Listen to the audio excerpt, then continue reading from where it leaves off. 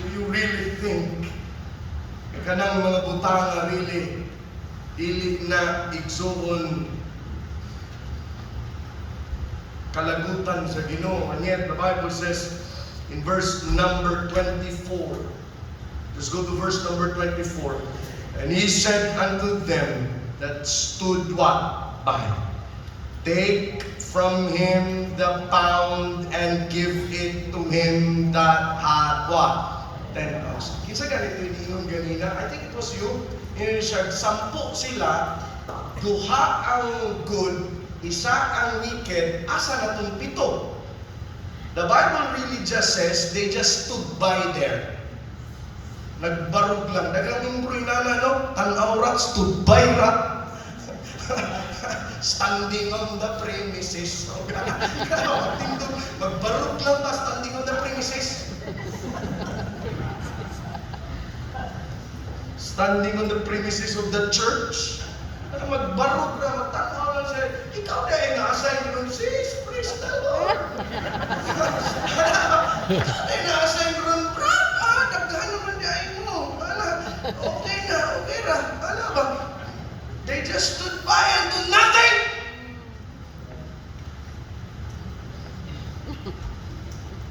In verse number 34, take from him the pound, waan niya katong sinsilyong isa, and give it to him that had what? 10 pounds. Then in verse number 25, tanawa ng verse number 25, and they said, kinsa nang naingog de, katong nagbarog, katong 7. And they said unto him, Lord, naa naman siya 10 pounds, kanina mo pa maihatag na, dinahin mo ng 11. Sa una-una sa 7, ayaw ko dito ihatag, kaya sobra naman to. Amo na lang ng bahinon. Kaming walay gihimo. Kaming mga backslider, kaming nag-reject sa kamaturan, ihatag na lang na mo. You see, that's what grace is all about. Dili yun na in taon masayop o hatag sa uwan. Walay, sayop na naluwas. Ano ba? Sayop na, no! Ladies and gentlemen, mauman yung same nga attitude. Did you remember the parable of the 2 sons? The parable of the lost coin, the parable of the lost, and so on. And the third story was the parable of the prodigal son, which is really not just 1 son, but 2 sons. The story begins, there were 2 sons, usa ka magulang o usa ka manghod. The elder really, nagsuko sa siya ang amahan o nagreklamo siya because that elder is a picture of a self-righteous Jew. The prodigal son is a picture of a repentant Gentile. Kaya nga may narinig na naman akong pastor na nag-preach about backsliding. It's not about backsliding. And that same attitude, ay nag-ihatag dito, ano yun mo man nagpakanunog? Nagpatay pa ka golf? Ako, wag ganit, that's self-righteousness. Ako nga natin, ako nga nagpatinumano nimo, ako nga sige-simba. Di ba Jews are like that? Kami mo sige-simba-simba, kami magsigig luhod-luhod, kami magsigig ampo-ampo, wag yun nilayas nimo, pero wag yun ninyo, and so on and so forth. That was really a parable. That was really a parable rebuking a Jew. And they said unto him, Lord, he had 10 pounds. That is really rebuke to self-righteousness. And I have to move on because I have to stop. I think I'm number 7. And I think I will end. Are you still with me? Yeah. Praise the Lord, I will end. Go to verse number 26. 4. I say unto you, that unto everyone which hath shall be given, and from him that hath not, even that he hath shall be taken away from what? Him. You can understand that verse if you just think, that it was really time, chance, and opportunity. Bakit mawawala at ibabalik sa iba? Bakit kukunin sa kanya? Anong makukuha sa kanya at ihatag sa uban? Time. If you don't use that time for me, then I will give that time to the Gentiles. Kamong mga Hudyo, mga bugiro kanong dagko, mga buwang mo, dugay ra kong sige, invest ninyo, sige ra kong hatag ninyo tsansa, sige ra kong hatag ninyo oportunidad. At kung sa inyong gihimo, kana na tsansa, kana oportunidad, kuwao na nako, o gihatag ako sa mga hindi. In verse number 27, that those mine enemies, mahimo man yung kang enemies sa Ginoo ba, o di gyud ka mudawat kaniya. Kung dili gyud ka mahimong iya, mahimong gyud ka niyang enemy. But those mine enemies, which would not that I should reign over them, bring hither, dala sila din and slay them before me. That's a very strong word in a story. Kanaming kag slay them before me. That's barbaric, by the way. But why use that in a story? Doon yung mga bata. Remember this, ha? Their parables were stories created by Jesus to preach the gospel. There were kids there, there were high schools there, and teenagers, there were families there. But why would Jesus use such language? Bring them to me, and I will slay them before me. Number 7, retribution of God.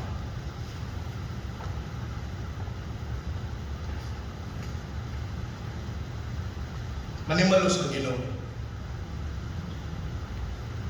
Maningil ang Ginoo. He is not just an auditor, He is a judge. And if you keep on rejecting Jesus Christ, there will come a time na ikaw nag-reject niya karon, He will then reject you someday. And siya, nagkakay ko mga classmate ba, kaya sa God is love, God is love. Iko, ha? God is love, God is mercy, God is love. And ko, alam nyo, God is love noon. Now, God is long-suffering. God is patient. God is love. 2,000 years ago, kumana, nagpakamatay siya sa cross, di ba? But God commended His love toward us in that while we were yet what? Sinners. Dili naman ang question. That's already done. God is love. You don't have to do that. He already showed that. He died on the cross. Karong panahon na God is long-suffering. Pailog. Kamong mga nag-reject, sige lang. Pailog. But there will come a time in the near future, God is what? God is vengeful. God will slay them. God will have His day. Retribution, maningil ang Diyos. The word slay, by the way, destroy. Cut them off. Make them unalive. Meaning to say, slay them before me. That is really something in their lives. That is really what the passage is all about. And let me go back then to occupy till I come. Be careful when you use that really phrase. Preaching another thing. Eh, ang dami naman kasing application, yeah. But your application must always begin with the right interpretation. Maraming application ng Biblia, but there's only one interpretation, sir. When your interpretation is wrong, then your application becomes what? Hindi pwedeng mag-una ang application. Then let me then press this thought in your mind. Occupy till I come. Do something on your resources, and that resources, chance, opportunity, and time before it is too late. Since the church lives side by side with man, then that same opportunity is really on your shoulders.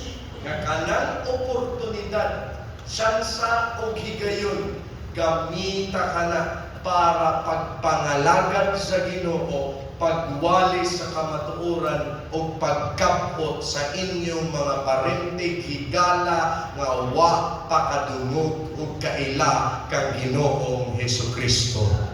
I have given you the resources, now do something about it while it is not yet too late.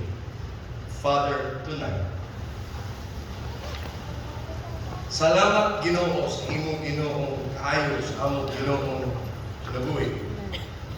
In your words, really, kini among makaan o pagtulungan. Nga sa among tagsa-tagsa ka mga kinabuhi, we have the chance and opportunity and time to be useful, to do something, to be responsible. And as a church, a believer, a member of this local church, I pray na sila Ginoo magbaton sa kinaiya ug higma nga ila Ginoong gamiton sansa panahon ug oportunidad sa paghimo sa imong kabubuton. Occupy till I come. Simply using those resources that was given to us while nagdili pa ka mubalik din sa iyo. The clock is ticking, the time is running, but the church is doing nothing. The heads are bowed, the eyes are closed. Pastor.